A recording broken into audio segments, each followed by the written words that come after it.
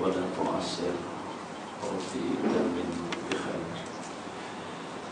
Ucapan terima kasih kepada kursi majelis dan juga kepada pihak surau yang memberikan peluang untuk kita pada pertemuan di malam hari ini. Saya tidak bercakap banyak, hanya mengambil masa dalam 15 menit. Selepas itu berikan waktu seluas-luasnya sembarang soalan untuk kita kongsikan dan Sayyidina Muhammad. Soalan bukan menyalah daripada permintaan daripada IJK atau daripada pihak surau, tapi suara kurang sedikit. Jadi minta maaf. Kita serah. Jadi kalau ada sembarang soalan, jadi saya boleh beri hasil jenak kalau kamu dengan pertanyaan ditanyakan. Jadi masing-masing persiapkan dengan soalannya. Mesti ada benda-benda yang berlintas dalam benak pikiran tentang masalah hidup dan waktu yang berjalan daripada hari ke hari dan juga daripada masa ke masa. Tentu kita tidak akan luput daripada masalah-masalah, problem-problem yang kita hadapi, yang mudah-mudahan pada malam ini kita dapat mencari solusi atau juga jalan yang terbaik untuk juga jawabannya sesuai dan ideal dengan permasalahan yang kita hadapi. Tinggal dalam beberapa hari lagi kita akan menjelang Lebaran Haji, Lebaran Hari Korban, Hari Raya Korban 1435. Kita sebagaimana yang kita maklumi bersama, tiap tahun kita akan melaksanakan ibadah korban hanya setakat dengan sedikit mengeluarkan duit untuk mengorbankan salah satu daripada jenis hewan korban untuk kepentingan dan juga untuk keperluan kita dan juga untuk mendapatkan anugerah kemuliaan kejaran rahmat di sisi Allah Jalla wa'ala.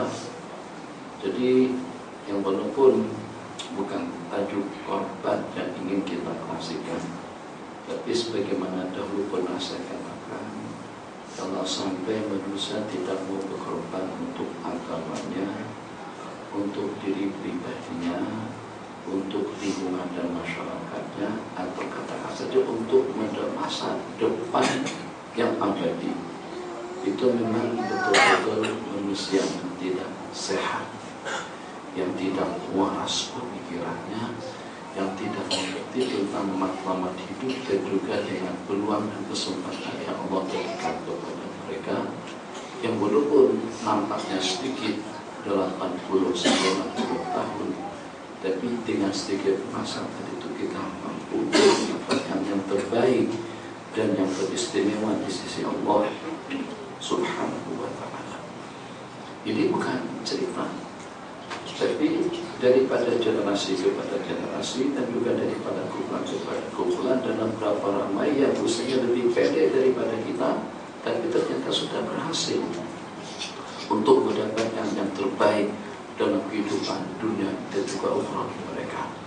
Memang untuk ukhrawi mereka kita tidak dapat melihat, tapi daripada kehidupan dunianya itu sebagai satu penanda dan juga sebagai satu alamat yang dapat membuktikan kalau di dunia yang berjaya, berhasil untuk mendekatkan diri kepada Allah Jalla wa'ala dan juga berhasil untuk memposisikan di takuna kalimatullahi hiyal uliya dalam pengorbanan dan juga dalam perjuangannya.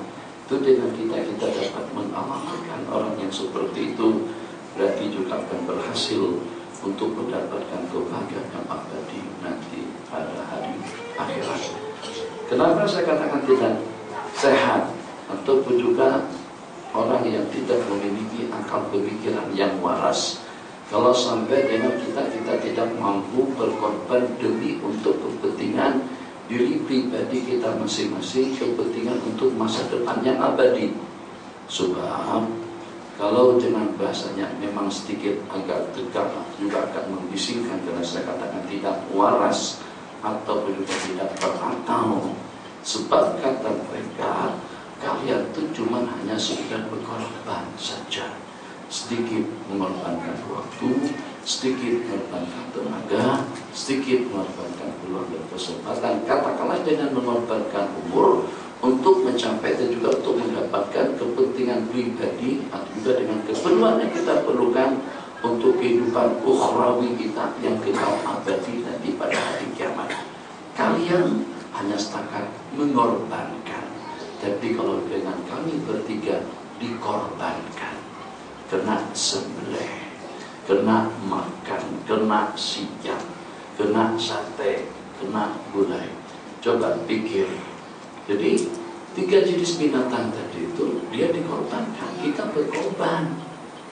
Maknanya kita pada posisi yang di atas. Yang jadi mangsa kambing, yang mau selamat manusia. Yang jadi mangsa lembu, yang pengen untuk mendapatkan kebahagiaan manusia. Yang jadi mangsa kerbau, yang ingin mendapatkan pinjaman pahalanya manusia dengan tidak mendapatkan apa-apa. Dapat tetar tidak, gelar tidak, tan seri tidak, datu tidak ada datu kerbau, atau juga dengan tan seri kambing misalnya. Tapi mereka dikorbankan. Yang mengorbankan siapa? Orang-orang kita. Nah, kita yang berkemampuan. Itu yang saya katakan. Kita tahu betul pengorbanan yang berlaku kepada 3 jenis binatang tadi itu sebentar lagi. Seandainya mereka tahu bahwasanya beberapa waktu ke depan mereka akan disembelih, mereka dikorbankan, paling tidak mereka akan mengadakan demonstrasi. Iya juga. Banyak. Pergi saja ke Mekah, mungkin sekarang agak kurang sedikit. Kalau di tahun-tahun yang sebelumnya, kaum tidak kurang daripada dalam 5 jutaan yang melaksanakan ibadah haji pada tiap tahun. 5 jutaan itu kira-kira tidak kurang daripada dalam 3 juta yang melaksanakan haji tamattu dengan haji kiran. Maknanya akan kena dam dengan menyembelih 1 ekor kambing. Kalau 3 juta berarti tidak kurang daripada 3 juta ekor kambing. Belum lagi yang kena dam disebabkan karena tidak melaksanakan tawaful wada, disebabkan karena dengan rambut atau dengan bulu-buluan yang runtuh, disebabkan karena berwangi-wangian, disebabkan karena berpakaian memakai pakaian yang berjahit, disebabkan karena menutup kepala atau menutup muka untuk perempuan, disebabkan karena meninggalkan miqat. Banyak asbab musababnya atau juga seumpama memotong kuku. Sebab ulama mengatakan kalau dengan seumpama kuku dan bulu-buluan, sengaja atau tidak sengaja tetap kita kena bayar dam. Beda hanya kalau dengan seumpama wangi-wangian. Kalau dengan seumpama wangi-wangian, kalau kita tak sengaja, itu kita tidak kena dam. Sementara yang seumpama potong kuku atau juga dengan bulu-buluan, rambut, sengaja tidak sengaja tetap hukumnya sama. Hanya perbedaannya yang sengaja itu berdosa dan kena dam, yang tidak sengaja tidak berdosa tapi dengan damnya tetap wajib dikeluarkan. Jadi kalau kita katakan daripada 5 juta jemaah tadi itu ada terdapat 1 juta yang bermasalah. Ada yang mungkin barangkali dengan nafsunya tidak dapat dikontrol, tidak dapat dikawal, sehingga lengah-lengah tuan syed dan muassasah ngambil peluang di bilik mana bersama istri pada waktu dalam keadaan ihram. Itu tambah besar lagi. Bukan kami ontak yang kena dikorbankan, yang kena disembelih. Jadi dengan dam tamattu'nya, dengan dam kiranya, dan juga dengan dam-dam lainnya, di samping juga dengan jemaah yang berkorban, yang kadang-kadang oleh sebagian daripada jemaah haji, khususnya dari Indonesia, saya perhatikan dalam berapa ramai di kalangan mereka untuk pergi melaksanakan ibadah haji dengan menjual tanah, dengan menjual kebun, dengan menjual sawah. Betul? Insya Allah betul. Bahkan ada yang jual rumah. Jadi kesempatan pada saat berada di tanah suci Mekah untuk melaksanakan yang selayaknya dilaksanakan. Dahulu-dahulu mungkin tidak pernah berkorban, nanti nak berkorbannya di Mekah. Nah, jadi kalau kita kumpulkan, berarti tidak kurang daripada dalam 5 jutaan kambing, atau kita totalkan saja keseluruhannya ada tidak kurang. Jangan mengantuk, baru mulai. Nah, tidur di rumah, bukan di surau, bukan di masjid. Bila suasana tidur di pengajian, tidur di waktu berzikir, kambing itu dikorbankan, disembelih. Kita tak boleh setakat menahan mata saja. Pikirlah sejenak, mana rasionalnya? Ikan di siang dan dimakan. Manusia apa pengorbanannya terhadap agama? Aku bagi tenaga dan kekuatan kepada kalian bukan untuk mengantuk saat ketika mengaji dan juga ketika berzikir mengingat Allah Jalla wa'ala. Kami tak nak bersyubhat dengan manusia. Nah, bagikan tenaga. Serak-seraknya pun garing juga.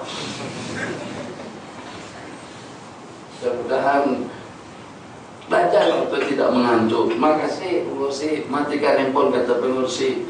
Sebab kita dapat tajuk dulu. Kita bicara secara rasional saja. Kalau saya tanya, saya tak nak tanya orang yang tak pakai sorban, tanya orang yang bersorban saja. Pakai sorban, berjanggut, dan juga ada selendang lagi. Nonton bola sepak tak pada bulan Ramadan dan itu. Sebab kalau tak pakai sorban, kita tuh mungkin jawabannya positif. Tapi kita sekarang yang pakai sorban,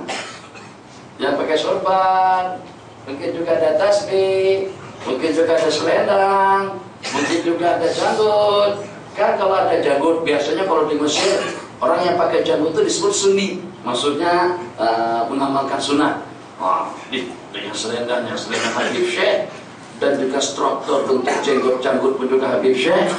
Ayo nonton tak pada pertandingan antara Brazil melawan Jerman yang hasilnya 7-1, atau juga Belanda dengan Argentina yang pada akhirnya terpaksa Belanda mengalahkan ini, atau dengan yang terakhir antara Argentina dengan Jerman, hasilnya saya tidak tahu, cuma yang secara pasti Jerman menang. Ada tak yang membawa handphone dari kesebelasan yang bertanding tadi itu? Oke lah mereka bawa handphone. Ada tak yang mengaktifkan handphone, kiper ber-SMS-an, hantar Facebook, email dan sebagainya? Ini padang, lapangan, stadion, bukan masjid, bukan surau, bukan tempat ibadah. Bagaimana pemain dan kesebelasan tadi itu boleh meraihkan dan menghormati pertama permainan mereka, yang kedua dengan padang, lapangan, atau juga dengan stadion tempat mereka bermain. Sementara kita yang dikatakan orang yang agamis, yang tahu hukum, yang kenal Allah, yang mengamati dan mengenali hakikat hidup untuk apa, kenapa kita masih belum boleh untuk meraihkan, memberikan penghormatan dan kemuliaan kepada masjid sebagaimana selayaknya. Itu satu. Jadi itu saja dalil yang paling kuat. Tidak ada dalilnya daripada Quran dan hadis.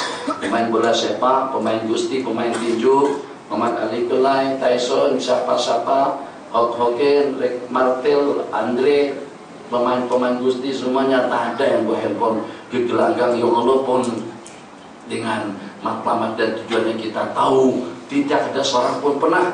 Kata Tyson, saya dalam rangka pertarungan kali ini hanya semata-mata lillahi ta'ala untuk mendapatkan kebahagiaan yang abadi, dan saya tulus ikhlas karena Allah, dan mudah-mudahan juga dengan lawan saya pun juga tidak kalah dengan niat yang direncanakan itu untuk mendapatkan ridho dan juga pengorbanan demi untuk agama Allah Jalla wa'ala. Pernah tak dengar ucapan semacam itu daripada mereka?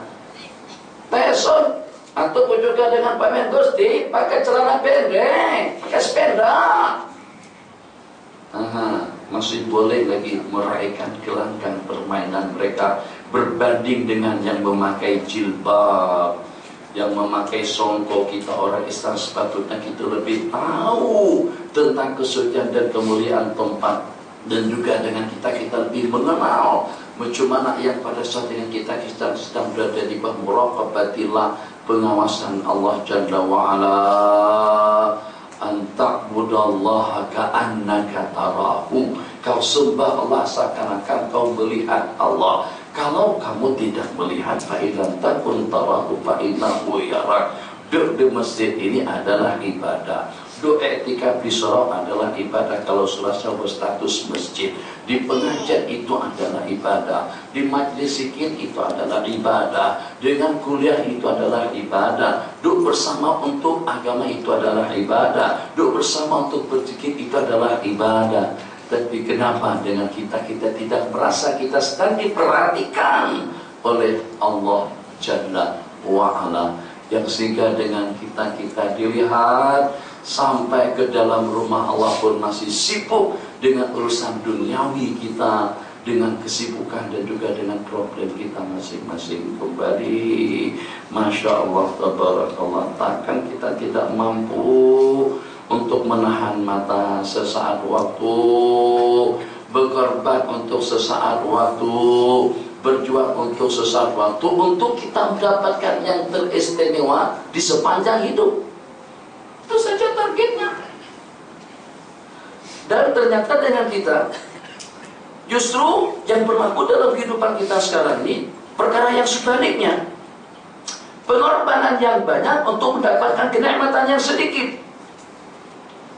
Boleh saya buktikan, Musliman, kalau kita makan nasi dagang, nasi kerabu, nasi kandar, nasi goreng, nasi minyak, nasi biryani, nasi mandi, lama mana agak-agaknya kita memakan? 1 jam,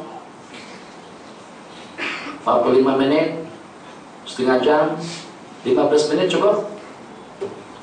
Buat nasi biryani cukup dari 15 menit lah. Tuh, mengorbankan waktu yang banyak, tenaga yang banyak, dan juga dengan peluang yang banyak untuk kita menikmati satu pinggan hidangan yang kita masak. Lama mana kita menikmati? Bismillah. Azan dulu, azan. Masuk waktu azan.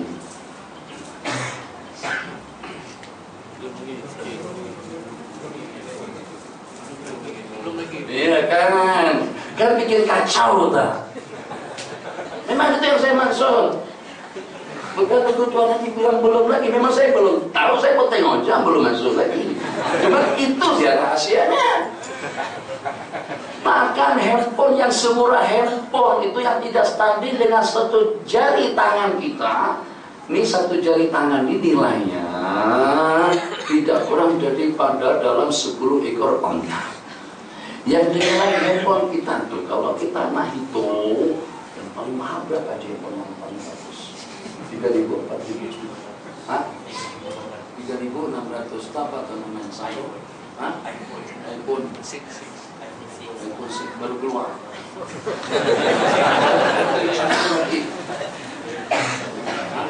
Ada. Yang 12.000 ada, yang 1 juta. Juta tak ada. Ada yang 1 juta. Subhanallah, dalam berapa triliun Rm nilai. Etikaf sesaat dalam berapa zillion dolar nilainya. Sumpah yang sudah tidak dapat dinilai dengan angka. Kalau seandainya Malaysia semuanya itu adalah emas, kita infakkan emas masih belum setanding dengan 2 rakaat sembahyang subuh yang kita lakukan. Kenapa kita sebarkan? Renung. Tadi malam saya katakan pohon kayu itu makanannya tak banyak mana, tapi dia boleh bagi buah yang manis. Manusia memakan apa-apa saja, segala-galanya daripada jenis yang manis, segala-galanya daripada jenis makanan yang sedap. Tapi kadang-kadang sikap kita tidak sedap. Tapi ternyata perangainya zolim, diktator, lupa daratan, hanyut, mabuk, kaki perempuan, kaki judi, kaki minuman, kaki itu dan ini. Bukan yang hadir, saya masuk ini umum. Yang hadir ini orang-orang baik semua. Insya Allah. Kalau baik Allah akan hadirkan kembali. Allah bukan di dekat tepi pantai mana, Bangkor, Kawi, ya. Kalau tak baik pun kita ini kita ada niat untuk jadi orang baik. Kalau tak baik pun, kalau tak ada niat pun, kita ada keinginan untuk kita bersama orang-orang yang baik. Kalau tidak pun kita ada keinginan agar kita mendapatkan kesudahan yang baik. Kalau sampai mengatakan itu juga saya tak ada Syekh, itu salah alamat. Mungkin salah masuk barangkali dikira di diskotik atau juga klub malam, tentunya bersama. Jadi seperti yang tadi itu kan boleh mengelirukan tak? Kalau seandainya kita puasa dan kita bergantung kepada azan, boleh katakan puasa kita Allahu Akbar, Allahu Akbar, Allahu Akbar, di mana satu mati ada benar, Allahu Akbar suntu, tapi keaman Tuhan kata rahmat ya rahman enam, yang walaupun tak disengaja tapi tetap mengelirukan orang-orang, akhirnya boleh mengakibatkan puasa orang itu batal. Akibat karena apa? Kalau seandainya dia yang makan tak sengaja, itu oke saja. Tapi itu asbab karena ketaksiran daripada seseorang yang handphonenya adzan sebelum waktu. Syukur-syukur kalau macam tu. Mata-mata barakallah, kalau kita bergantung pula untuk waktu supaya itu dengan handphone. Udah kita ijazah pukul tek 4:30, 5:30 azan. Kadang-kadang dia senyap, tak bunyi. Mungkin baterainya, mungkin tak apa sebab musababnya sehingga dia tak bunyi. Kejut kita pada pukul 5:45 pada saat azan subuh berkumandang. Sedangkan di kawasan kita itu memang tidak ada azan dan juga tidak ada sholat dan masjid. Kita hanya bergantung dengan handphone juga. Kalau pada itu dengan pasangan dua kali istri macam mana? Kalau pada itu dengan keduanya lagi sedang sahur seperti apa sahur? Kok masa sudah terang-benderang? Belum lagi, belum azan lagi. Saya sudah ijazah jam saya atau handphone saya. Mesti kalau masuk waktu dia azan. Dia lagi nyanyuk sedikit. Akhirnya dia tak azan. Mungkin ada orang yang lagi sedang bersama istrinya, batal puasanya. Atau yang telah sahur, dikira masih pada waktunya, ternyata sudah habis. Atau seperti yang saya ceritakan dulu, imam baca sudah sekali. Subhanallahi ma fis samawati wa ma fil ardi. Subhanallah, subhanallah. Imam terbaca. Ini bukan rukuk, bukan juga i'tidal, bukan juga sujud, lagi sedang baca Quran. Bacaan oke, kenapa di subhanallah? Akhirnya emang tadi jadi bingung. Syukur-syukur kalau saja pada itu sedang membaca. Kalau pada itu sedang rukuk, terus ada yang subhanallah, subhanallah, subhanallah. Imam bingung. Ini kira-kira atau pada saat i'tidal sami Allahu liman hamidah, subhanallah, subhanallah. Bagunya bagus, subhanallah. Apakah kira-kira aku tersalah? Aku sudah rukuk belum? Lagi sedang i'tidal kah?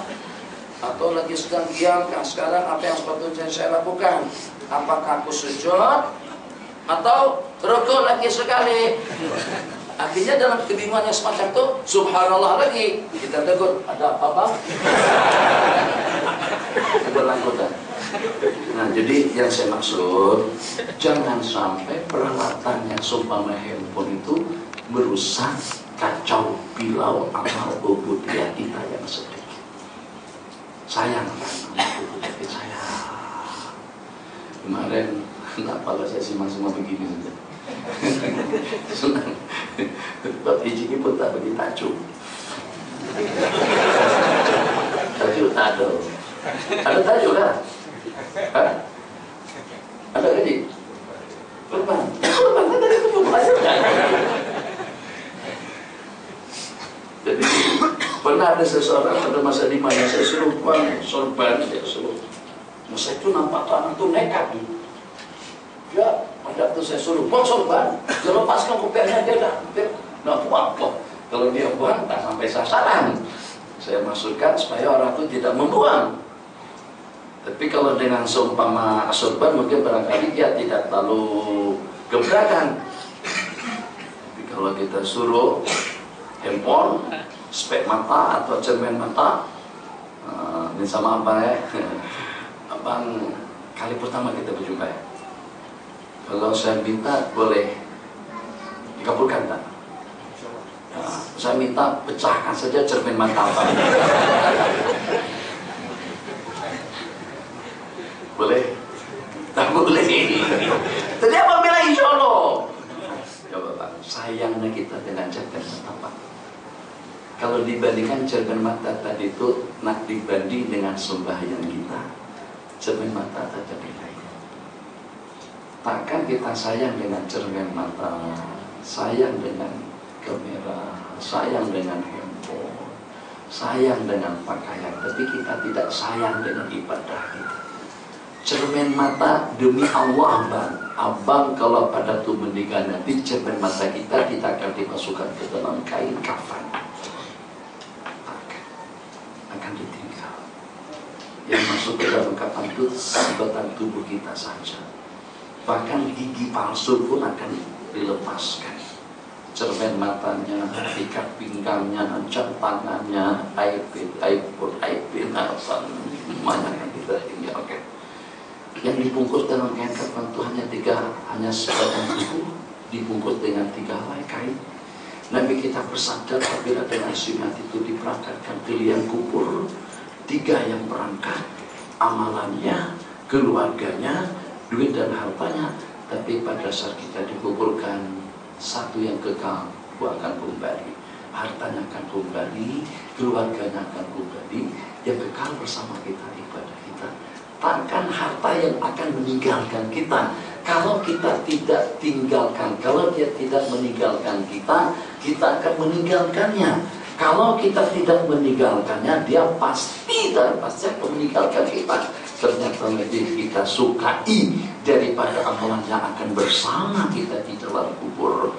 Dan tadi malam dan dengan sesiapapun, di mana saja dan bila-bila saja, kalau kita nak mengenang, kalau kita nak tahu pasti satu jawaban yang boleh kita jawab atas itu perkara pasti yang tidak boleh kita dustakan. Tidak ada seorang pun yang dikuburkan yang dengan kuburannya besarnya sebesar bilik tidur, atau sebesar banglo, atau juga sebesar istana, atau sebesar KLI 1 dan 2, itu tak ada bang. Besar atau kecil, yang walaupun badannya besar, lebarnya tidak kurang. Kalau dengan 2 lembu, insya Allah 2 ekor lembu masih beratan dia lagi, masih berat dia lagi daripada 2 ekor lembu. Itu juga akan mendapatkan bagian atau akan mendapatkan nasib tidak lebih daripada 1 meter kali 2 saja. Masuk situ. Coba kalau kita tadi saya sebenarnya di sini, syukur ada ekor. Kalau bil itu tak ada ekor, dulu rasanya entah kali pertama saya kemari, ekor ini baru jaga. Baru jalan. Saya pernah sebut kepanasan di dalam situ. Jujur dia lama. Bagus-bagus. Tak perlu meraihkan imam atau dengan dijeki, memang kepanasan. Mana? Itu ukurannya cukup lumayan luas. Ada kira-kira dalam 2 meter lebih. Panjang tidak kurang daripada dalam 5 meter. Kepanasan. Ini masih terbuka lagi. Masih ada cahaya. Masih ada karpet. Masih ada kemudahan. Angin leluasa, sirkulasi udara keluar masuk, cahaya, alhamdulillah, kenyamanan cukup menunjang. Itu pun kita sudah merasa panas dan juga terasa gelisah. Bagaimana kalau dengan diri yang lain? Kalau kuburan kita tidak seluas tempat tidur kita, atau tidak seluas banglo kita, smiti kita, tuan teres kita, paling kita, terus sungguh di dalam kubur waliyadzubillah kembali. Jadi mudah-mudahan yang walaupun sedikit yang kita sentuh tentang korban, tentang hari raya korban yang akan datang, renung sejenak, Bagaimana agar dengan kambing yang kita korbankan nanti, yang dengan kita mampu untuk mengorbankan segala sifat-sifat yang tercela, mampu untuk kita mengorbankan perkara-perkara yang menghalang kita daripada kebajikan, mampu untuk kita menyembelih sifat anamia, sifat keegoisan yang ada pada diri kita masing-masing, dan juga mampu untuk kita menyembelih dan juga mengorbankan dan mematikan segala perangai yang tercela, atau juga perkara-perkara yang menyekat dan yang menghambat kita, yang sehingga membuat kita lupa daratan dan tidak mengerti matlamat hidup, dan untuk apa dengan kita diciptakan oleh Allah Jalla wa'ala. Sebab yang seperti apapun pengorbanan yang kita lakukan, kecuali kalau pada itu kita berperang di jalan Allah saja, yang cabarannya itu adalah jiwa, raga, atau kematian. Tapi yang selain daripada berperang di jalan Allah, pelaksanaan ibadah haji, pelaksanaan ibadah umroh, bersikap adil, bersikap bijak, ramah tamah, zikir tasbih, ubudiyahnya, puasa dan zakatnya, atau juga dengan umrah, tahallul dan talbiyahnya, itu kesemuanya tidak lebih daripada mengorbankan sedikit. Mungkin itu dengan duitnya, mungkin itu dengan waktunya, mungkin itu dengan tenaganya, tapi yang secara pasti kita tidak dikorbankan. Kalau nasib binatang yang tiga tadi itu dikorbankan demi untuk kepentingan manusia, yang dengan mereka tidak mendapatkan habuan apapun daripada pengorbanan tadi itu, apakah ada jaminan saat ketika dengan tuannya dikorbankan anak cucu akan hidup bahagia, akan senantiasa dapat rumput yang nyaman, akan senantiasa tidak ada gangguan daripada binatang-binatang buas?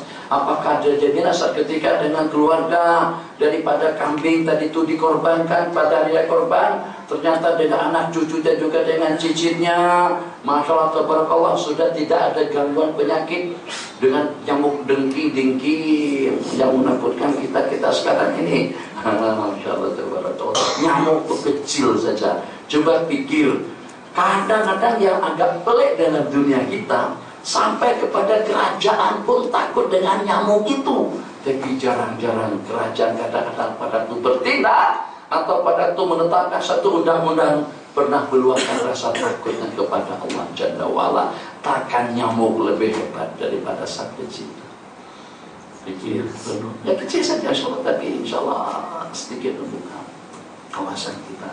Ya Arhamar Rahimin, takut kita dengan nyamuk kalau nanti akan membawa kita kepada kematian. Ya, kita lebih besar daripada nyamuk. Memang membahayakan, betul. Kita tidak mendustakan yang itu. Bukan saya berani, saya juga takut dengan nyamuk. Tapi jangan sampai ketakutan kita dengan nyamuk itu lebih daripada rasa takut kita kepada Allah. Hebat, sehebat apapun nyamuk dengan gigitannya, kesudahannya paling mematikan jasmaninya. Tapi kalau dosa kesalahan, kalau dengan Allah manusia tidak takut, itu akan mematikan rohaninya. Pikir mana yang patut kita raihkan dan kita perhatikan atas terlebih dahulu. Dan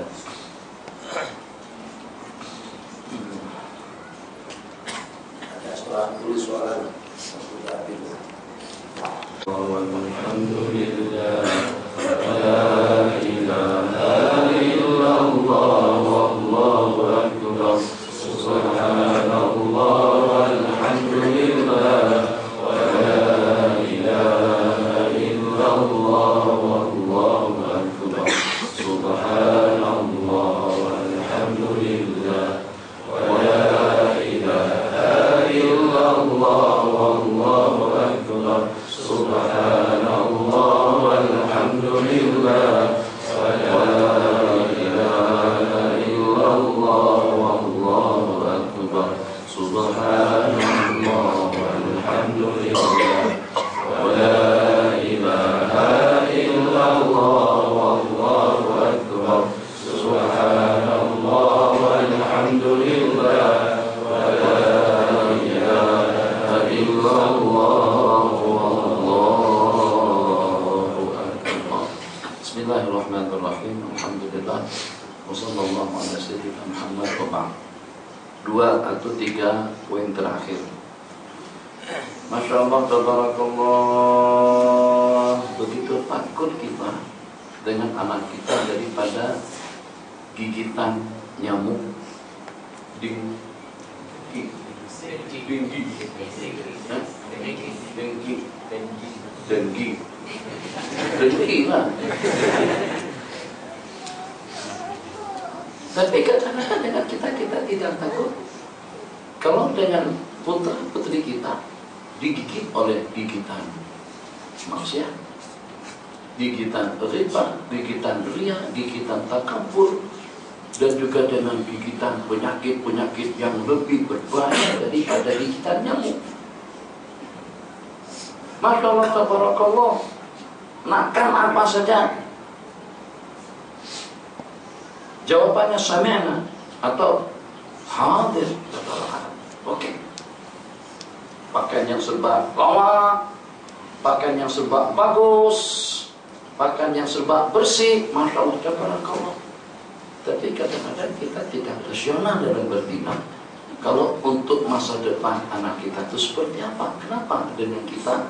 Bukan tidak boleh bagus, kita bagikan dan kita kabulkan segala hajat permintaannya. Tapi dalam waktu yang sama, jangan sampai dengan kita melupakan masa depannya yang abadi. Kita inginkan bersih dunia dan juga bersih juga akhiratnya. Kita inginkan bahagia di dunia dan juga bahagia di akhiratnya.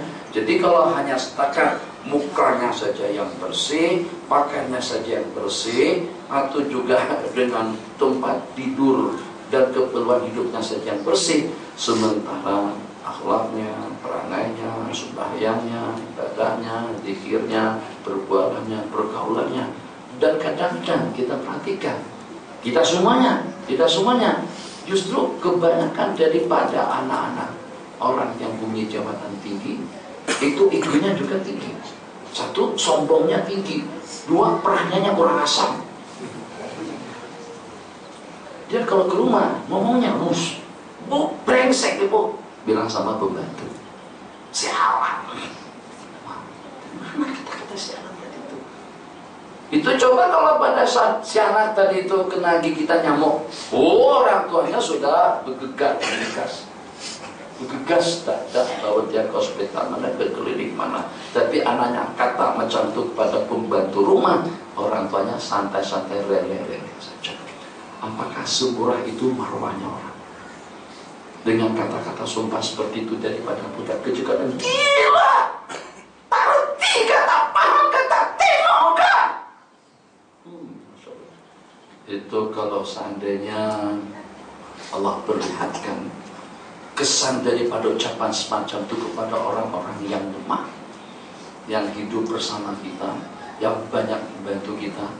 Kemarin itu saya cuma tengok orang-orang yang kerja di bangunan, orang-orang kerja bangunan yang tidak ada ria saat ketika bekerja. Kita kontrol, kita ada juga yang merasa dia juga ada juga. Dan kalau kita tak kontrol dia tidak bekerja. Tapi insya Allah kalau kita targetkan, saya mau niati semuanya nih. Kalau saya terbalik ke Madura, saya terbalik ke Medan atau juga ke Aceh atau juga ke Sumatera atau kemana saja, sulit untuk cari tukang asal daripada orang Banjar. Boleh pastikan tukang orang Banjar sulit. Orang Banjar sama orang Malaysia malas. Makanya kami di Banjar pun kalau nak buat bangunan mesti cari tukang daripada Jawa, entah itu daripada Bogor kah, daripada Jawa Timur kah, Madura kah, atau dari orang Banjar. Tuh sudah orang banyak tahu tentang itu. Kemudian orang Banjar mempunyai tata tidak mau diatur atau tidak mau ada orang di atas. Dia mendingan kerja sendiri, banting tulang keras keringat, yang penting dia tidak menjadi pegawai kepada seseorang. Tuh, ya Allah. 80, 100 ringgit, ikhlas.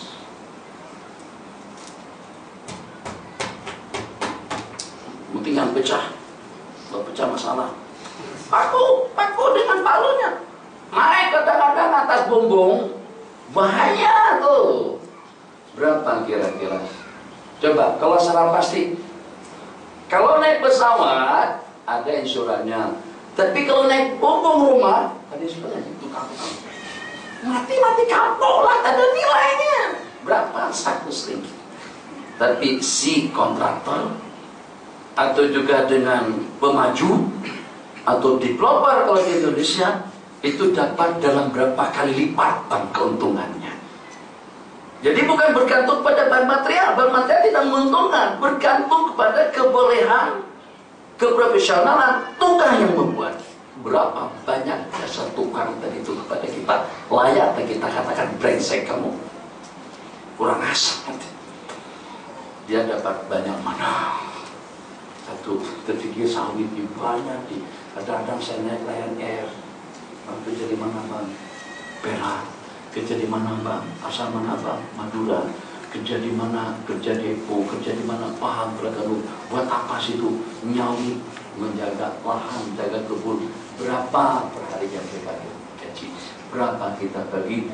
Masya Allah, tabarakallah. Mungkin kalau dia bawa duit banyak pun ke Indo misalnya saja, atau dengan orang-orang Bangladesh, sehingga dia boleh bawa beli LCD dalam yang 25, 32, kalau membesarkan. Sekarang sudah dia 80 di besar, seperti kita nonton panggung wayang di dalam rumah kita saja besarnya. Kalau mereka banyak semacam itu pun, tak bakalan ada seorang pun dari mereka yang balik kampung, balik kampung, beli Mercedes S-Class, beli BMW, atau beli Lexus misalnya, atau juga beli Ferrari. Tapi si pemaju tadi itu yang punya kebun sawit tadi itu datang ke sana, masya Allah, tabarakallah, tiap minggu datang kutip sawitnya itu bersilih ganti dengan jenis-jenis keretanya. Dari mana kekayaan tadi itu? Sawit memang bagi keuntungan, tapi kalau tidak dirawat dengan baik, siapa yang merawatkannya? Itu jasa Allah taskhir. Takkan setelah Allah bagikan segala-galanya kepada kita tadi itu, kita tidak berkorban duduk sesaat di rumah Allah, atau menunggu matahari tenggelam, atau juga antara azan dengan qomat. Ya Allah ya Rahman Rahimin, nikmat yang telah kau anugerahkan, pemberian yang telah kau berikan kepada kami dan juga kepada keluarga, aman, tentram, alhamdulillah, agar kekal abadi senantiasa dan selalu bersama kami, kesejahteraan yang berkelanjutan, kenikmatan yang berkelanjutan, kesehatan yang berkelanjutan, hidup aman dan tentram yang berkelanjutan. Masya Allah, tabarakallah, sampai Allahu Akbar, Allahu Akbar. Insya Allah tak banyak mana, tapi insya Allah saya juga coba belajar.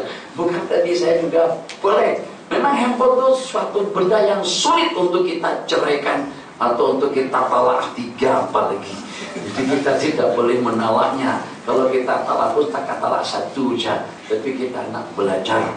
Jadi pada saat terbit dan terbenam matahari, sebab Allah bagi jaminan, sesiapa saja yang mengingatku, sesiapa yang sembahyang tawafain nahar, awal pagi dan juga pada awal petang, sesiapa yang berhubung dia ingat kepada Allah pada pagi dan petang, maka aku akan cukupkan, sejahterakan, amankan, bahagiakan antara 2 waktunya. Kalau semacam itu terus menerus, berarti kita mendapatkan kebahagiaan yang abadi untuk selama-lamanya.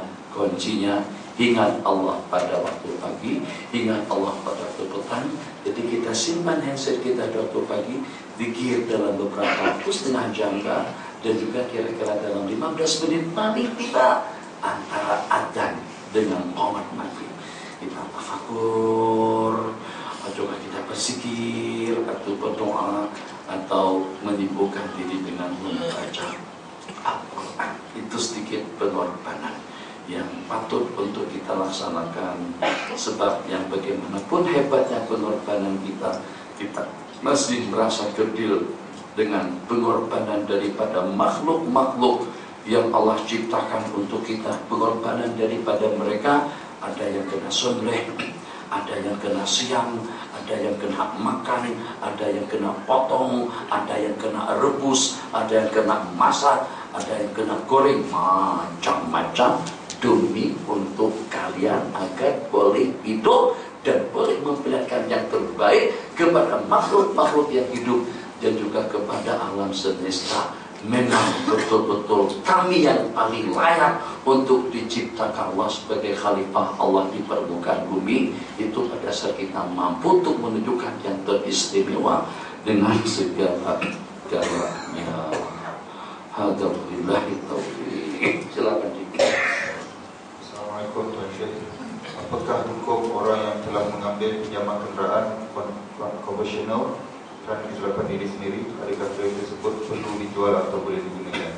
Jadi macam mana kalau pada tu dengan kita beli motor dengan mendapatkan pinjaman daripada bank-bank konvensional, secara pasti bank konvensional itu berarti riba, hukumnya haram. Ulama mengatakan kita boleh melibatkan diri kepada perkara yang terlarang atau kepada riba atau faidah itu kalau pada itu dalam keadaan darurat. Dalam keadaan darurat yang mengancam kesehatannya atau yang mengancam kehidupannya, itu baru darurat, baru dikatakan darurat. Kalau hanya untuk keselesaan, ganti kereta dengan kereta, ganti motor dengan motor, ganti rumah dengan rumah, ganti pakaian dengan pakaian, itu bukan keadaan darurat. Itu adalah untuk kenikmatan dan juga untuk kepuasan hidup, untuk mendapatkan yang lebih selesa, untuk mendapatkan yang lebih nyaman. Jadi kita ada cara, alhamdulillah, di Malaysia sudah diperkenalkan dengan bank-bank Islam yang memberikan pinjaman. Tapi masalah bank Islam, interestnya lebih banyak. Bukan tanah dengan orang Islam, itu dengan bank-bank Islam. Kalau dengan bank konvensional, misalnya 3.1 atau 2 poin sekian, dengan insurannya pun boleh tahan di masalah keluar. Jadi Islamnya itu tadi Islam itu kan membantu, Islam itu menolong, lebih bijak, lebih adil, lebih mudah, lebih nyaman. Baru kita katakan insuran Islam atau Islamik. Kalau tadi itu bahasanya Islamiknya, itu memerlukan Islam. Lebih susah urusannya, lebih banyak persyaratannya, lebih lama menunggunya. Berbulan-bulan ada jawaban. Panggil leasing, di Indonesia leasing. Pernah dengar nama leasing? Abang dari Indonesia kan? Imam? Iya, leasing. Pernah dengar istilah leasing kan? Iya. Dengan leasing gak banyak syaratnya. Syaratnya ada banyak mana? Jadi dengan mereka istilah Shopee tak ada. Asalkan kita dah kenal sebelumnya, dalam 3 hari kereta keluar. Bank Islam tunggu sebulan, baca Yasin 41 tak keluar-keluar.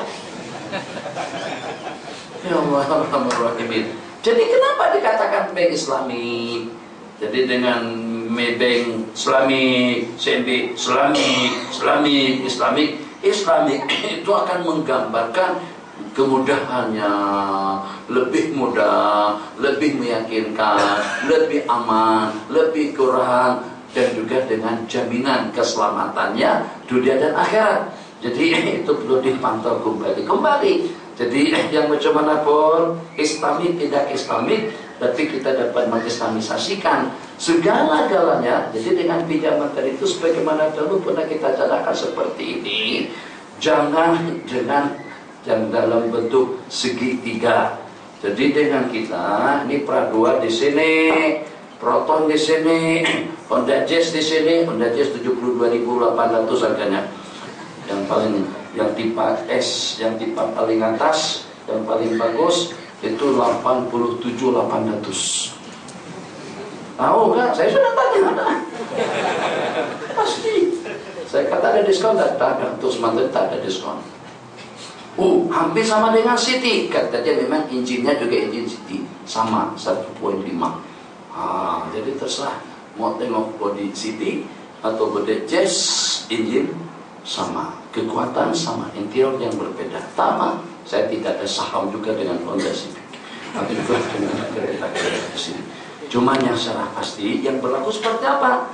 Kita kepada penjual, pada showroom, pada dealer, atau juga kepada Proton, kepada Pradua, maka Pradua akan memanggil pihak bank atau juga akan menguruskan kita untuk mendapatkan pinjaman daripada bank. Tapi pinjaman berfaedah. Kita bayar uang muka, DP-nya akan disebut DP, uang PI depositnya berapa, katakan saja dengan City tadi itu depositnya, katakan saya segenap hitungannya 12.800, berarti kita akan dapat pinjaman 60.000. Jadi dia usahakan pada bank di sini, nih bank untuk mendapatkan pinjaman yang 60.000, bank akan selesaikan pembayaran kita kan itu. Kita sudah bayar 12.800, bakinya 60.000, bank akan selesaikan.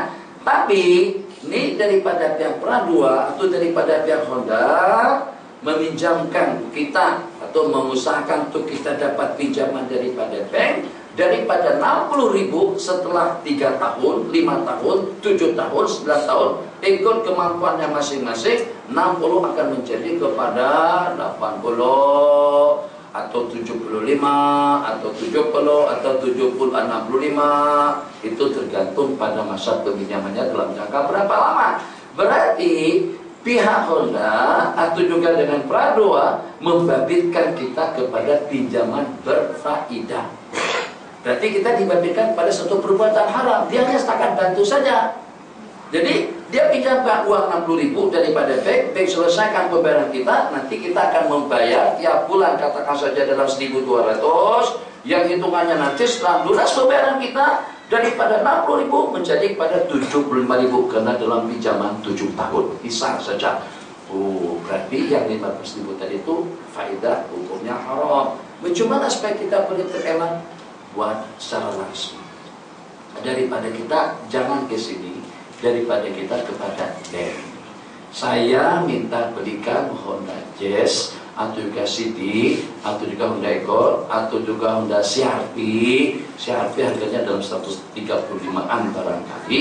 Tolong berapa kira-kira kalau saya. Jadi mereka mesti tanya, bayar bukanya berapa dulu, depositnya berapa? Saya cuma mampunya dalam 20.000. Jadi saya nak dapatkan loan dalam 110.000 atau dalam 100.000. Itu akan dibayar dalam jangka berapa lama? Saya akan melunasinya insya Allah dalam pinjaman 5 tahun. Jadi mereka pun akan kira itu keluar angka 2.100 per bulannya. Daripada 100.000 menjadi kepada 125.000. Tapi itu bukan kita mendapatkan pinjaman. Itu adalah kita membayar daripada pembelian yang kita beli secara beransur-ansur. Lebih harga itu bukan faedah, lebih harga itu sebabkan karena kita berutang. Cash, silakan saja bayar 100.000 dengan uang muka tadi itu 25.000 sudah selesai. Sementara kalau kita berutang harga lain. Jibanya macam mana? Kalau 2 tahun mungkin jadi dalam 110.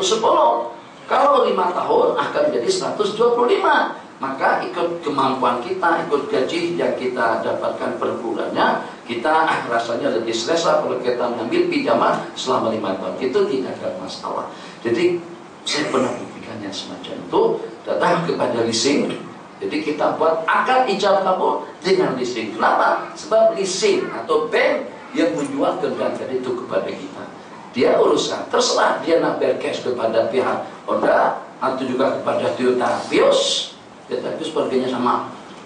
Toyota Vios yang harganya 95.000. Jadi dengan Toyota Vios misalnya yang mahal-mahal itu kita ada muka lah kalau nantinya. Kalau Vios itu rasa mampu lah kalau kita nggak beli. Kenapa saya tak cerita BMW misalnya atau Lexus kah, atau juga dengan Camry kah, kan dengan Rolls atau dengan Jaguar kah. Kalau kita datang ke situ pun orang tengok atas bawah ke bawah, dari atas sampai ke bawah. Nampak tak meyakinkan ada duit. Tadi ada kawan kita yang paling hebat, pakai sorban, baju gamis, boros bajunya. Saat ketika masuk kepada dalam BMW, ternyata dia nak beli tunai, cash kata dia. Itu peranjat Cina tadi itu sampai dikejar ke rumahnya. Dia balik ke rumah, dikejar sama Cina tadi itu ke rumahnya. Mana ada orang Melayu biasa yang walaupun kayanya seperti apa yang beli tunai. Kita kan duit kita nak pusing dulu, daripada kita keluar 2 juta. Katakan saja seperti dengan Rolls atau katakan dengan Jaguar misalnya 800.000. Benteli. So yang second hand pun dalam 600-700an, 500an paling murah. Jadi kita daripada kita beli tunai kontan, mendingan kita bayar 50.000 dulu, 450.000 kita pusing kemana untuk bisnis kita. Jadi hamba Allah tadi itu pada saat masuk, jangankan dipersilakan masuk, hanya tidak dihalal saja. Ditengok daripada kasut, tak pakai kasut, pakai selepa, tengok daripada selepa. sampai kepada baju jubahnya, sampai kepada Haji Azhari. Contohnya yang masuk itu toking emas, tapi menyamar dengan pakaian orang miskin. Supaya nanti orang Cina jangan dipandang orang semacam tuh. Ada penampilan saja meyakinkan dengan tanya, dengan kotnya, jam radu, Rolex, pinjaman semuanya. Ketika nanti itu depositnya 2.000 ya. Yang haji jadi itu pakaian kan pas tuh lupa ya bapak sekitar.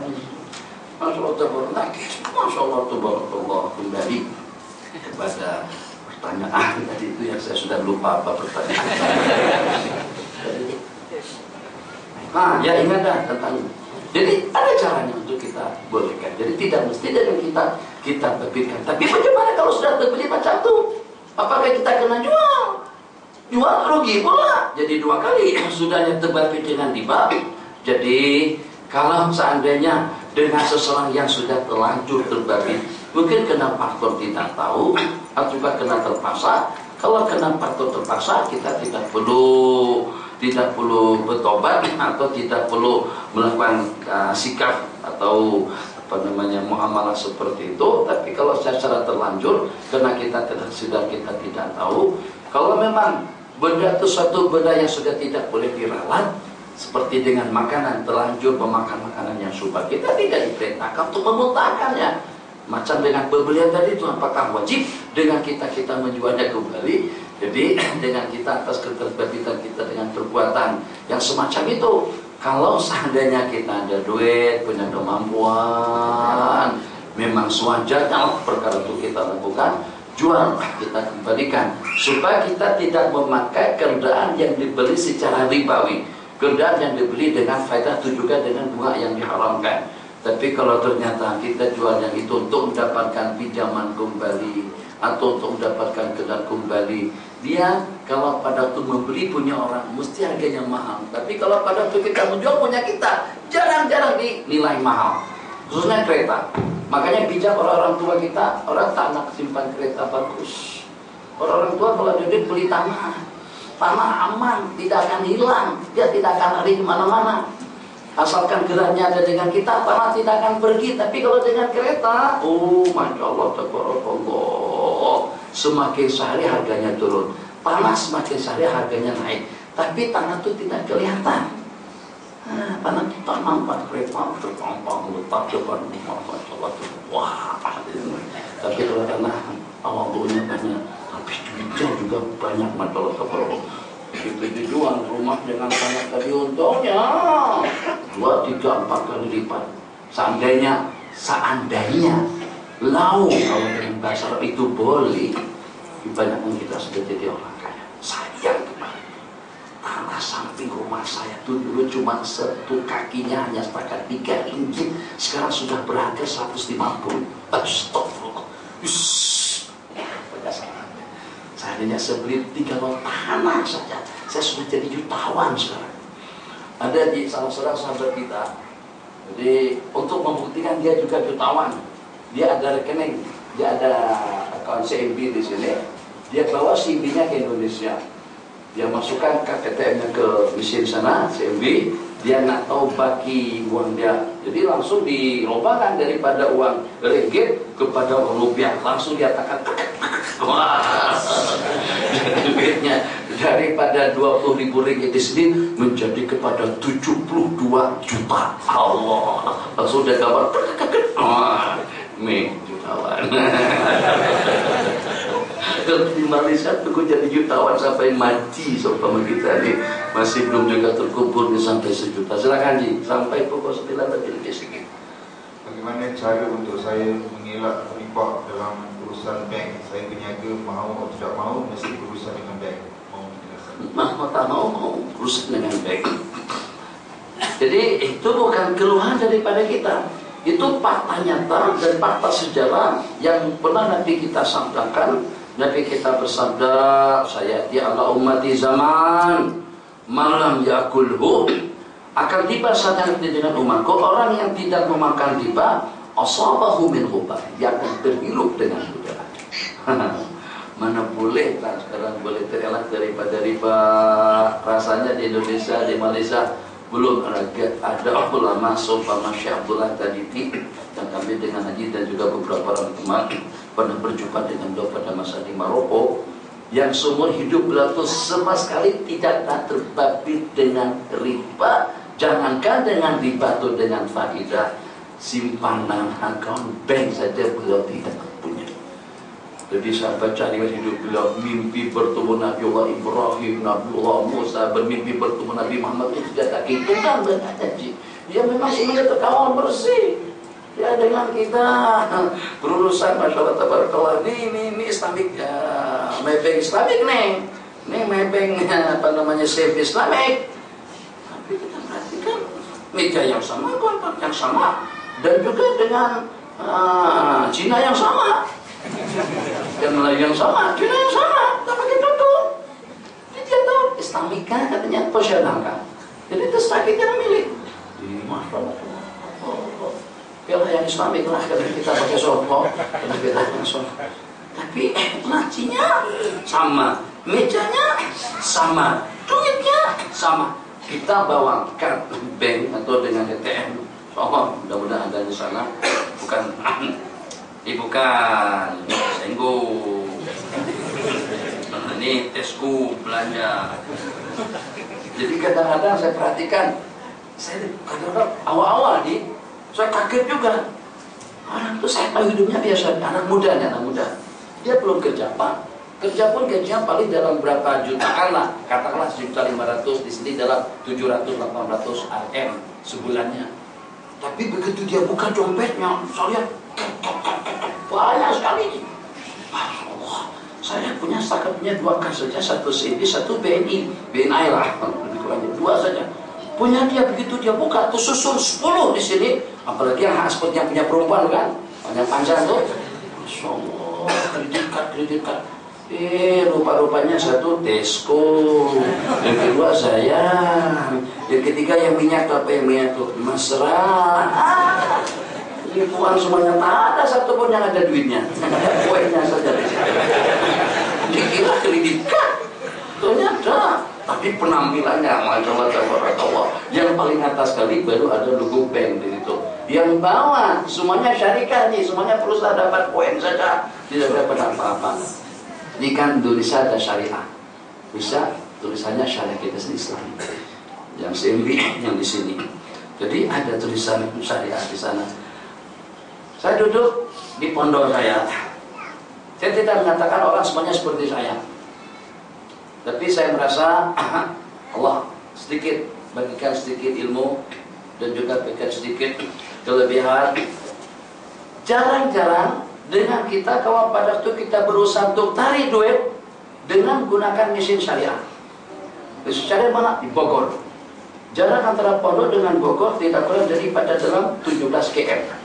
Sementara jarak antara rumah antara pondok dengan sebutan di sana IPB, Institut Pertanian Bogor, itu hanya dalam 2 km saja. Di situ ada satu tempat mengambil duit, banyak dalam berapa mesin tidak kurang daripada dalam 20-an rasanya. Senang kita. Itu kebiasaan.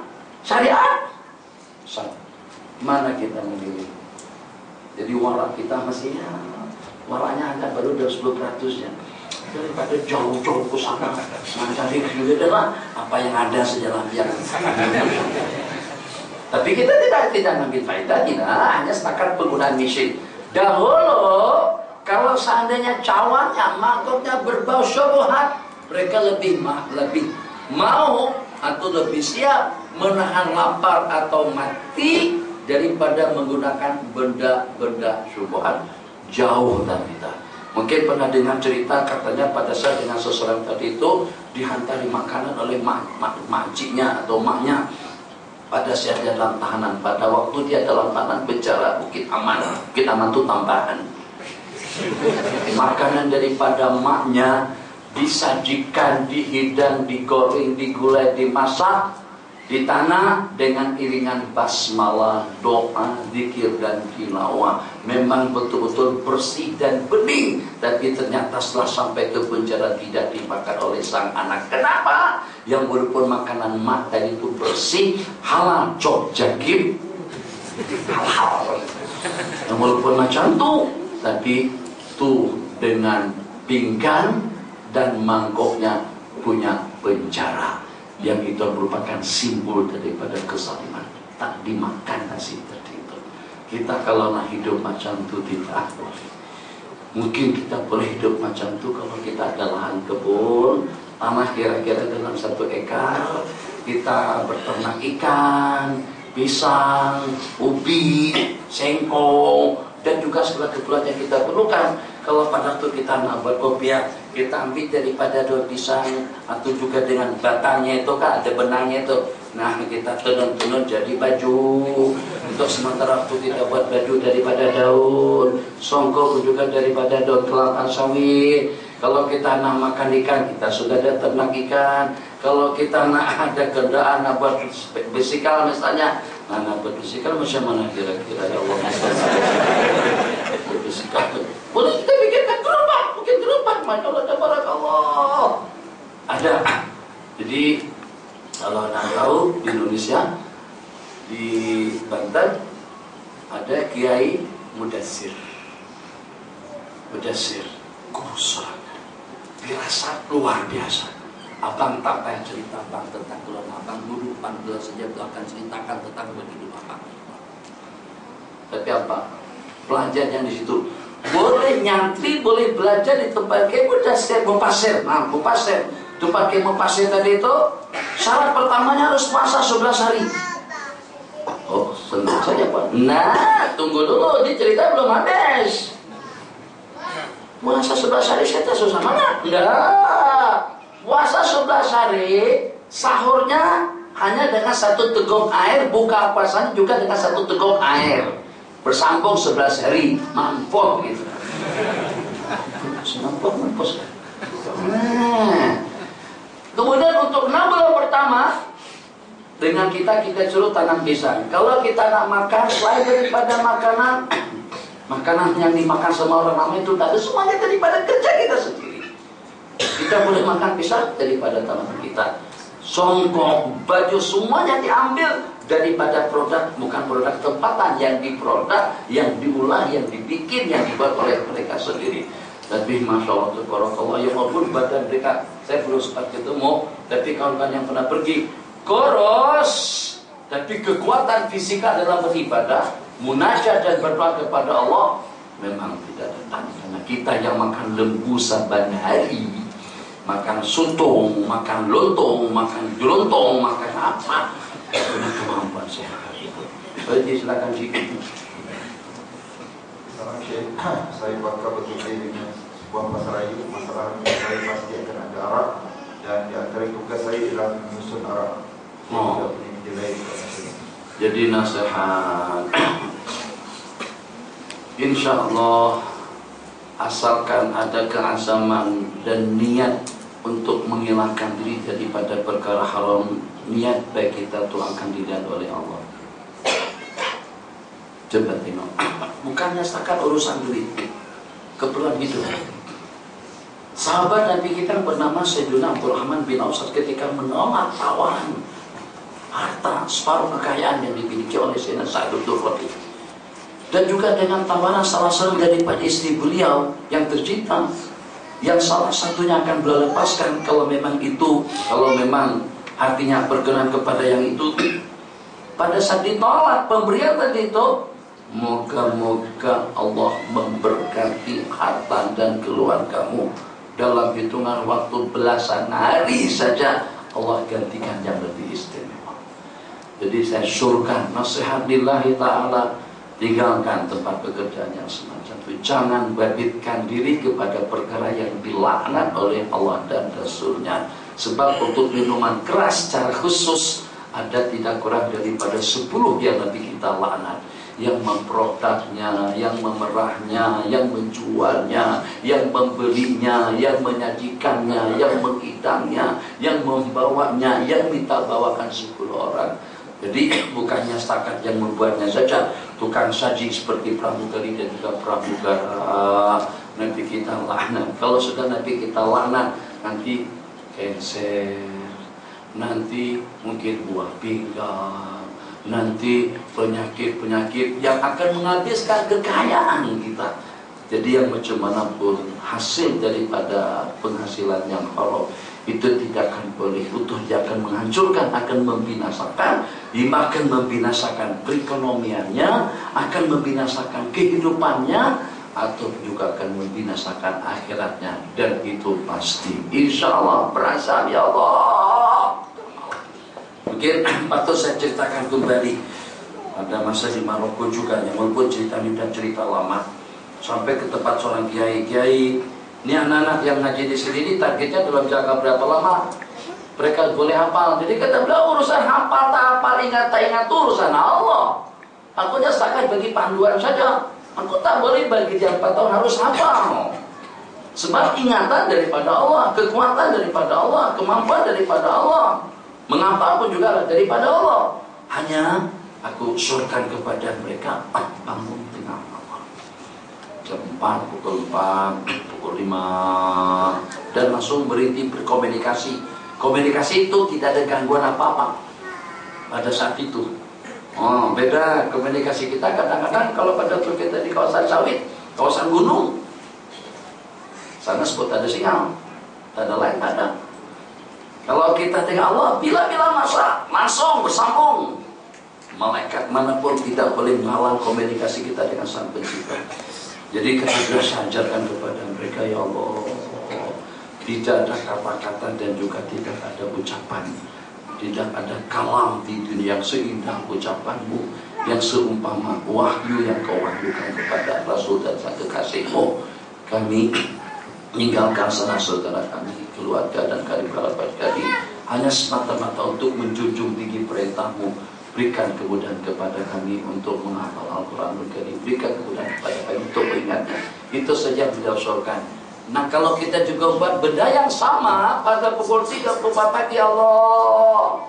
Yang pertama Nabi kita bersabda, la'ana Rasulullah sallallahu alaihi wasallam al-khamar, yang khamar, yang meminumnya, yang menyajikannya, yang membawanya. Kita bacakan atau kita sebut hadis tadi itu, ya Alhamdulillah, berikan kemudahan kepadaku, tapi dengan niat, dengan keasaman yang kuat, untuk kita meninggalkan saya, untuk kita meninggalkan Tesco, untuk kita meninggalkan tempat-tempat yang menyajikan minuman keras.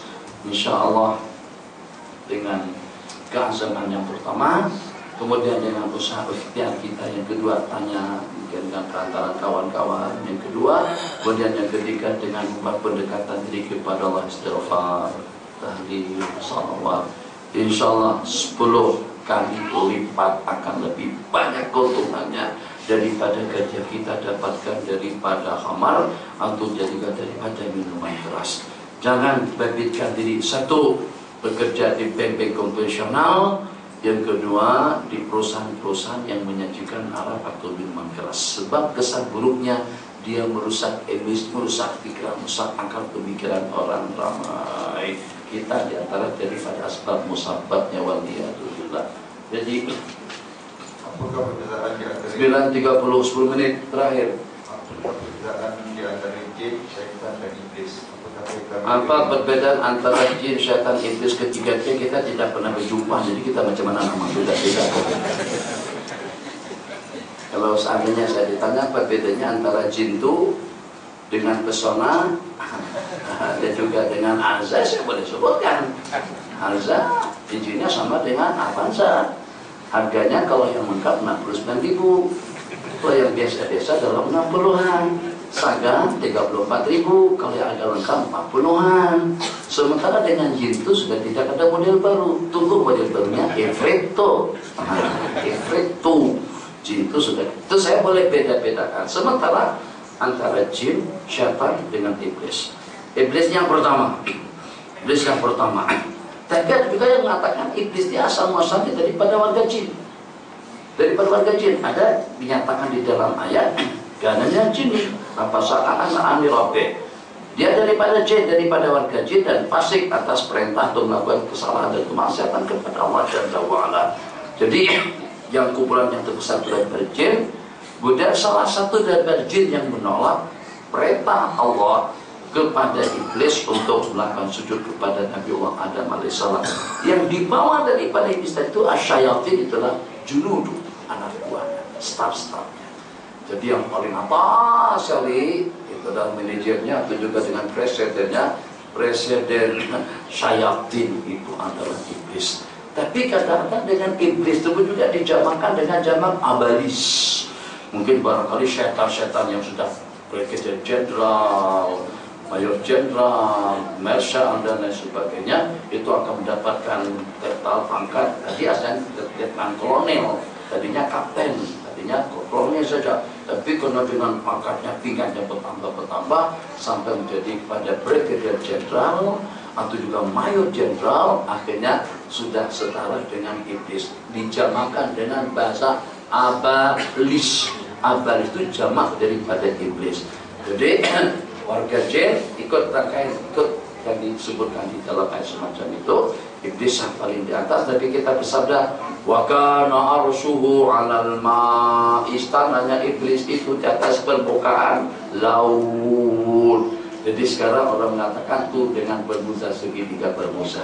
Katanya di situ arasnya iblis. Nabi kita dulu sebelum kita mengenal segitiga bermuza, Nabi kita sebut arasnya iblis, istana iblis itu adalah di atas air atau juga di atas laut.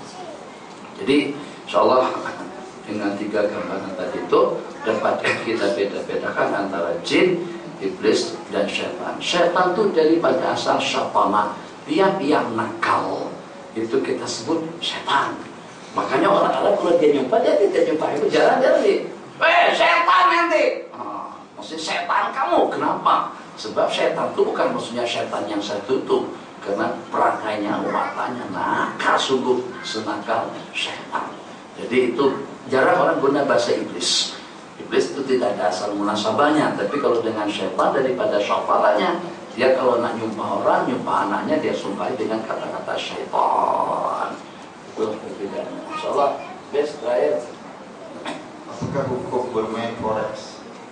Forex itu pertama, kita dalam angka jual beli harus kita ketahui jumlah bilangannya, kriteria daripada barang yang dibeli dan juga ada ijab kabulnya. Sekarang dalam pertukaran duit yang dengan kita duit ya, dalam pertukaran duit kita ikut harga dunia. Jadi dalam layar TV atau juga antara komputer kita lihat dolar turun, kita buat stok dolar banyak, kita lepas euro, kita belikan ke dolar, kita lepas dolar, kita belikan ke real. Seperti di musim haji, real naik. Seperti di musim-musim yang lain, kepulang kita untuk kemana, dolar naik. Jadi apakah dibolehkan atau tidak?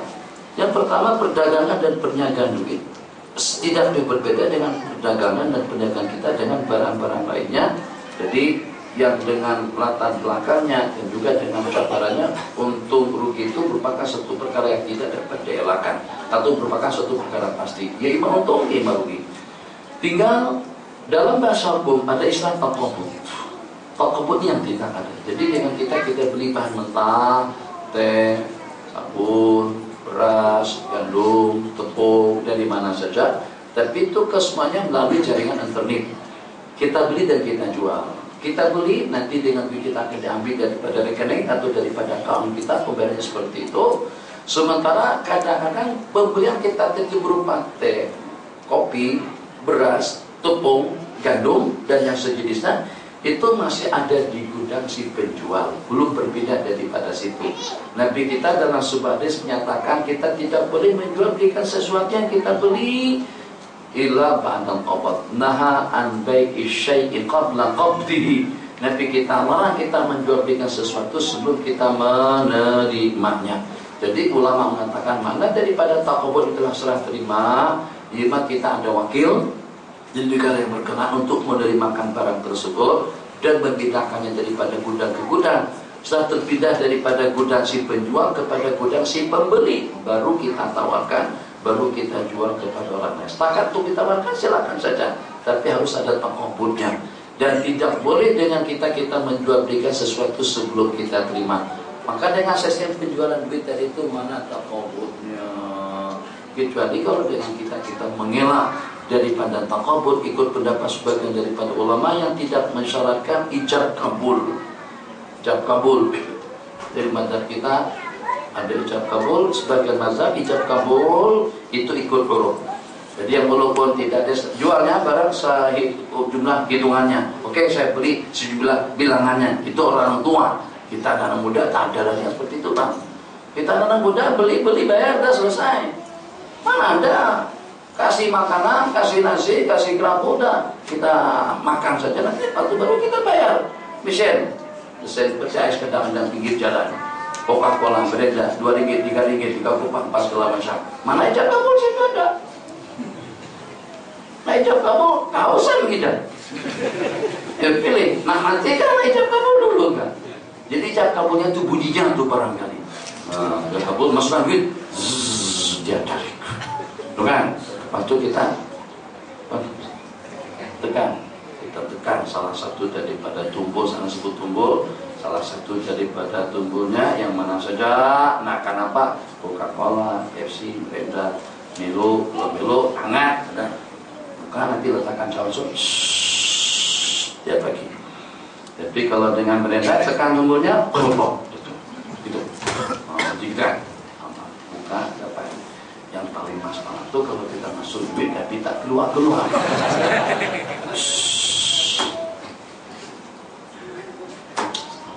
Mungkin duitnya borok barangkali. Oke. Cari duit 2 ringgit. Sekarang 2 ringgit sudah tak ada lagi kan? Inilah dari 2 ringgit. Ganti dengan 2 ringgit yang baru masukkan. Kita tarik lagi. Tadi takut Coca-Cola tak ada stok habis barangkali. Mirinda. Senyap juga. 2 kali sabar, 3 kali masih boleh bertahan, 4 kali kamu sudah keterlaluan. Akhirnya kita tidak guna tangan lagi, guna kaki. Wah, kita tendang keset itu, semuanya. Oh, masya Allah, alhamdulillah wa mayyattaqillah. Pepsi keluar, Coca-Cola keluar, Mirinda keluar, semua yang dalam mesin itu jatuh semuanya. Jadi dia pun syukur alhamdulillah ya Allah. Memang Engkau yang Maha Pengasih ya Allah. Ada orang yang sabar memang sebagaimana Kau janjikan. Innama yuwaffas sabiruna ajrahum bighairi hisab. Orang-orang yang sabar itu mendapatkan balasannya tanpa hisab daripada Allah itu. Buktinya mana? Modal 4 ringgit, 6 ringgit saja lagi itu 3 tin Coca-Cola, akhirnya kita dapat Coca-Cola dapat, Mirinda dapat, kemudian dengan pergi satu tuh Coca-Cola, Mirinda, Pepsi juga dapat, spin up juga dapat. Alhamdulillah, haram bang, nggak boleh bang. Kalau kita nak ambil pustakan ambil 3 saja, duit yang masuk tadi itu 3, ambil 3 bukan halal semuanya. Jadi jangan dikatakan dunia runtuh, adik saya sana dia runtuh. Bukan saya salah, dia yang terus sendiri, dia yang berserah diri. Bahkan saya salah. Itu kan rezeki kalau saya biarkan situ, nanti ada yang mencuri. Kalau memang saya pencuri, dia pencuri, lebih Allah saya yang mencurinya. Sebab pencuri yang akan curi nanti dia tidak masuk duit, aku sudah masuk duit sebelumnya. Oh, ahli hukum betul, masya Allah. Habis, satu lagi terakhir masa setengah menit. Musliman, Allah, muslimin. Jadi, bang, pada bes. Oke, hari Sabtu. InsyaAllah saya bukan nyuruh, InsyaAllah saya juga akan buat. Kita usahakan untuk puasa pada hari Sabtu. 9 hari bulan Dzulhijjah yang bertepatan dengan hari Arafah. Jadi kalau memang sudah ada kepastiannya kita di Malaysia akan menjelang hari Lebaran Haji pada hari Ahad, berarti hari Sabtunya adalah hari ke-9. Puasa pada hari itu untuk keampunan dosa 2 tahun. Kalau kita tak ada dosa, boleh menangis penyakit. Kalau kita tak ada penyakit, boleh akan menunjang kesehatan dan juga dengan keimanan dan ubudiyah kita kepada Allah. Kalau kita sudah memiliki segala-galanya, ketenangan batin, juga ketenangan rohani. Kalau seandainya sudah tenang, sudah sehat, banyak duit, semuanya seperlengkap dan cukup, mungkin masuk surga bila itu bisa. Allah Maha Kuasa, tapi jangan tidak percaya. Jadi muslimah dengar, jangan buat kenduri nanti pada hari Sabtu yang akan datang. Kesian Rasulullah suruh kita puasa, bukan suruh buat kenduri kawin. Sebudaya kita 1 Ahad kenduri, kawin hari Sabtu. Raya Cina, kalau memang bertepatan dengan hari Sabtu sudah confirm. Kalau tidak pun Cina yang beraya atau Cina yang punya raya, tapi Melayu yang punya kendurinya. Jadi Cina ini juga diantara daripada bangsa yang senantiasa selalu jadi sasaran orang Melayu atau jadi mangsanya orang Melayu. Di antaranya Cina buta. Hal yang buta itu Melayu sendiri. Kenapa Cina yang dikatakan buta? Itu diantara daripada penggunaan bahasa yang tidak betul dengan mereka. Jadi hari ke-9. Kemudian yang kedua dan terakhir, usaha untuk kita memberikan dan juga untuk kita mengatur perjalanan hidup. Kita kawal jamaah 5 waktu, sembahyangnya, dikir tasbih-tahmidnya, amalannya dari hari pertama mungkin bermula daripada 26 atau 27 hari bulan. Nabi kita bersabda dalam sebuah hadis, tidak ada amalan yang paling afdal daripada beramal pada 10 hari pertama bulan Dzulhijjah. Jadi para sahabat Nabi kita menanyakan dengan sembahyang, dengan puasa, dengan zakat, dengan sedekah, Nabi kita katakan iya juga dengan semuanya, kecuali dengan seseorang yang berperang di jalan Allah dengan harta dan juga dengan jiwa raganya, kemudian tidak ada yang kembali hartanya habis dan juga dengan jiwa raganya terbunuh di jalan Allah. Itu saja yang menandingi fadilat beramal pada 9 hari pertama bulan Dzulhijjah. Jadi kalau kita itu kalau kita tolak 4 hari, kayak 5 hari bulan. 5 hari bulan. Jadi kalau 5 hari bulan, 5 hari bulan itu berarti itu sudah 5 bulan ini 31. 30. 31. 30. Nah, 30 kalau 30 berarti bermula daripada 26 hari apa itu sendiri itu bertepatan dengan 1 Dzulhijjah. Ya, dikira kalau tak boleh 10 kali kita buat 100. Kalau kita tidak boleh berzikir 100 kali kita buat 1000. Kalau kita tidak boleh puasa Senin Kamis kita puasa 7 hari. Yang penting kita usahakan untuk semacam boleh kita tingkatkan. Slogan kita Malaysia boleh. Subhanallah walhamdulillah asyhadu an la ilaha illa anta astaghfiruka wa atubu ilaik. Rabbana atina fid dunya hasanah wa fil akhirati hasanah wa qina adzabannar. Subhanakallahumma wa bihamdika asyhadu an la ilaha illa anta astaghfiruka wa atubu ilaik. Amin.